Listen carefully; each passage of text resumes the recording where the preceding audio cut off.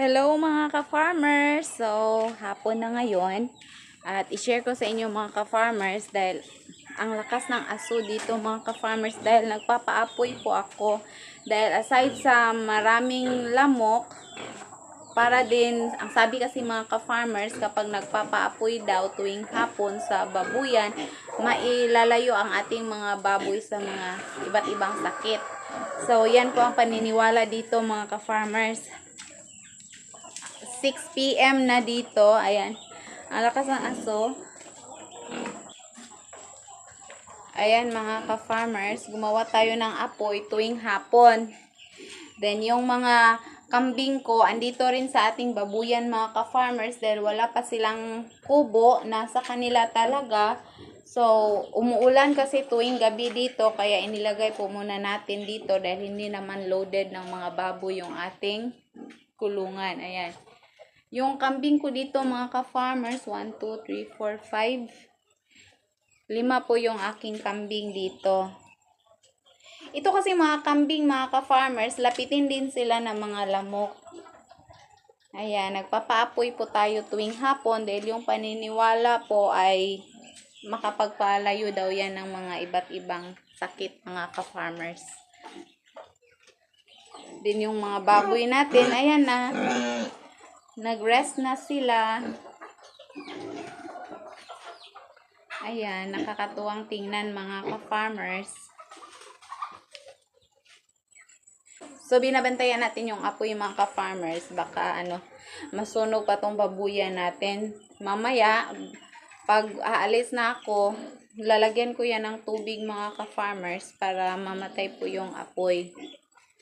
Kapag yung pinagkukunan natin ng kita kasi mga ka-farmers, kailangan na sumusunod tayo sa mga iba't ibang paniniwala ng mga matatanda. At okay naman, wala namang nawawala sa akin. Ayan. So, yan po ang gusto kong i-share sa inyo ngayon mga ka-farmers na tuwing hapon, nagpapaapoy po tayo. Dahil aside sa nakatutulong siya na walang lamok, of course, nakatutulong din daw ito para maitabo yung mga sakit. Ang lakas ng aso dito mga ka-farmers.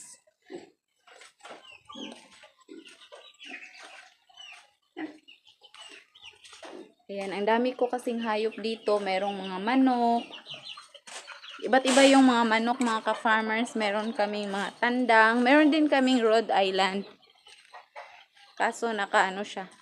Nakapriso yung mga Rhode Island natin. Kasi mahal yun.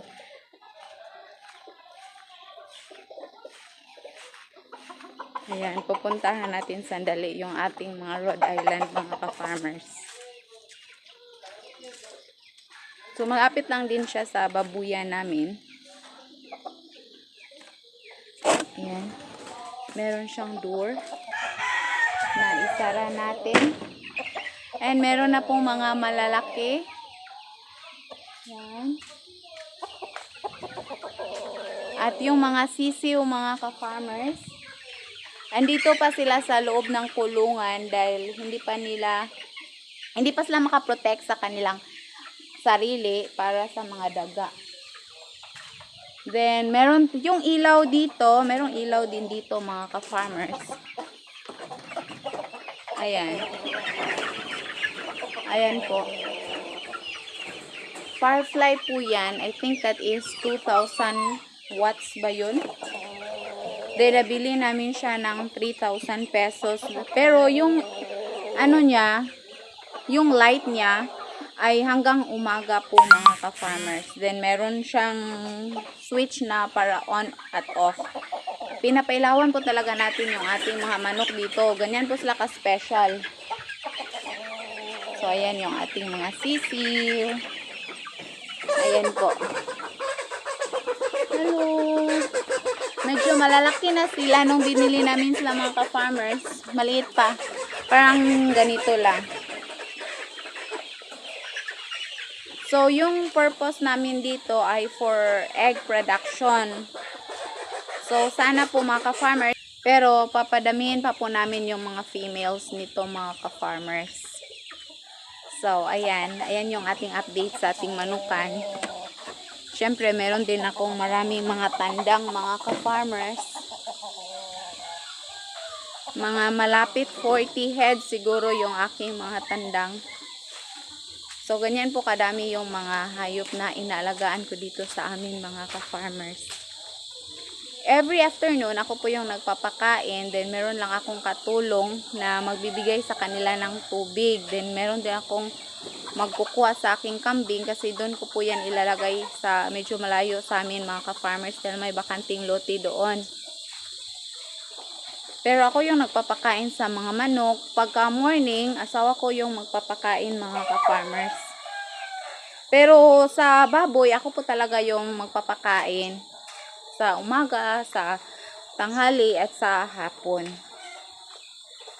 Para yung yung purpose ko nito mga ka-farmers ay yung budget sa feeds. At least alam ko kung paano ko siya budget yung sa feeds. Alam ko na kung magkano yung ipapakain ko sa mga baboy. Dahil ako yung palaging nag-aalaga. So, yun lamang po mga ka-farmers ang may share ko sa ating backyard farm. Thank you for watching. Happy farming! Bye-bye!